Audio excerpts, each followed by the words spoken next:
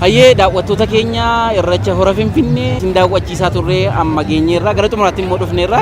Egaa irreechi kun irreecha baay'ee miidhagaa hawaasni Oromoo kallattii hundarraa dhufe as magaalaa Finfinnee miidhagee dhufe magaalaa Finfinnees miidhagseetu kan inni as ture mee maal jettas kee? Dhugaa irreechi dhuguma irree keenya jedhanii sirbu warri sirbanillee dhuguma irreechi alanaa kuni baay'ee kan namatti toludha. Hamma ta'es tasgabbiin kan argamudha jechuudha. Yeroo baay'ee irreechaan wal qabatee maaltu jira wal daddarbachuu wal dhiibuu kan humna hin qabne kana irra ba'uu maal jechuu waan akkasiitu mudata ture. Kanuma wal qabatee haala nageenyaan illee wal qabatee numa keessuma warra ogeessota miidiyaa kanatti deemuu irratti illee yeroo baay'ee gaaffii baay'eetu ture. Inni baranaa warra jiranirraa fooyya'aadha. Haa ta'u iyyuu malee waa'ee wal dhiiboo wal qabatee walirra ba'uu wal qabatee ammallee iddoo tokko tokkotti hanqinni jira waan ta'eef inni akkas akkasii kun bakka jirutti utuu sirratee gaariidha jedha.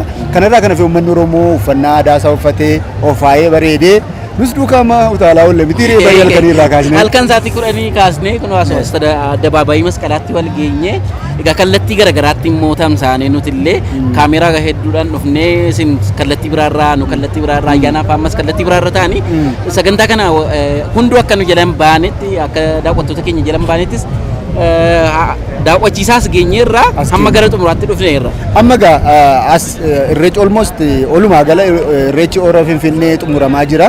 Namoonni irreeffatan hundumtuu deemaa jiru namoota muraasa.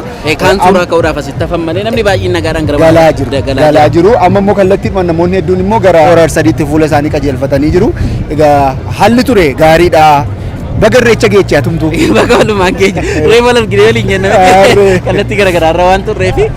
Hayyee daawwattoota keenya irreecha hora Finfinnee haala kanaan simbiraan gaa turre amma immoo gara irreecha hora Arsadiitti deemnee Boris waan achi jiru immoo kan simbiraan ga'u ta'a televezyiiniin OBS ana Anwaar Firrisaa Ayyaana Cimdeessaa Yusuf Warqiisaa fi Isqeel Argaa'u gama riippoortara maatiin Hawwii Gurmuu Sayyid Hussein Abdul Qaadir fi Galaanaa Kabbadamoo gara ogummaa kaameraatiin akka kanatti magaalaa Finfinneetti nus miidhagnee dhufne hawaasa miidhagaa waliin dabarsineerra televezyiinii OBS waliin turtii gaarii taasisaa. Ayyaana gaarii.